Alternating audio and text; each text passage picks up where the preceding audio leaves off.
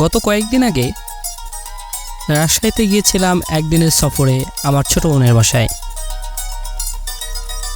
যেহেতু আমার হাতে তেমন একটা সময় ছিল না, সেহেতু সেরকম কোনো দর্শনীয় জায়গায় যাওয়ার সুযোগ হয়ে ওঠেনি। তবে অল্প কিছুক্ষণ সময়ের জন্য গিয়েছিলাম সেখানকার খুব দর্শনীয় একটা জায়গায়, যেখানে গেলে যে কারোরই মন হয়তো ভালো হয়ে যাবে। এবং আমি আশা করছি যারা রাজশাহীতে আসার পর সেই স্থানে যাননি, তারা অনেক কিছুই হয়তো মিস করে ফেলেছেন। তো হ্যালো ভিউয়ার্স, কথা না বাড়িয়ে চলুন দেখে আসি রাজশাহীর টি-বাঁধ।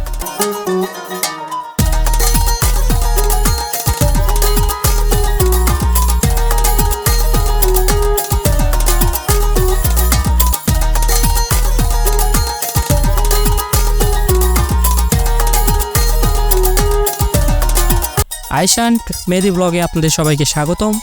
আমি মেহেদি আছি আপনাদের সাথে আজকে পুরো ভিডিও জুড়ে।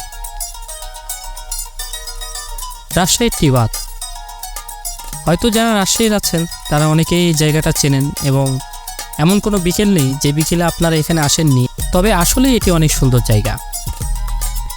এখানে যে পরিবেশ এবং এখানে বসার জন্য অনেক জায়গাও তৈরি করা আছে, এবং এই টি-বাঁধের পাশ দিয়েই চলে গেছে আমাদের কাঙ্ক্ষিত নদী পদ্মা নদী। তবে এখানে এসে যা দেখলাম তা আসলেই ছিল আমার কল্পনার বাহিরে। এত মানুষ এবং এত সুন্দর একটা জায়গা, যে কারো এখানে আসলে মন ভালো হবে এটা নিঃসন্দেহে।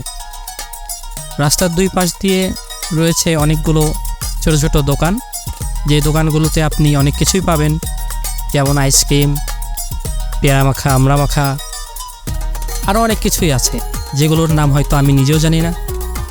আসলে যারা একা সময় পার করতে চান তাদের জন্য খুব ভালো একটা জায়গা হবে এটা। নিরিবিলি পরিবেশ এবং এখানকার বাতাস আপনাকে এসিকেও হার মানাবে। আর প্রকৃতির যে আবহাওয়া, প্রকৃতির যে বাতাস, সেটা আসলেই আমাদের মনকে ছুঁয়ে যায়। এর আশেপাশে এখানে অনেক কাশবন আছে। তো আপনারা যারা রাজশাহী আসবেন, ইনশাল্লাহ আপনাদের এই জায়গাটি দেখার অনুরোধ রইল। অবশ্যই এখানে আসতে পারেন। তো আজকে আর কথা বাড়াচ্ছি না, ভালো থাকবেন সবাই, আমার জন্য দোয়া করবেন, আমিও আপনাদের সবার জন্য দোয়া করি। আল্লাহ আমাদের সবাইকে ভালো রাখুক, সুস্থ রাখুক, এই কামনায় বিদায় নিচ্ছি। আল্লাহ হাফেজ, দেখা হবে পরবর্তী ব্লগে।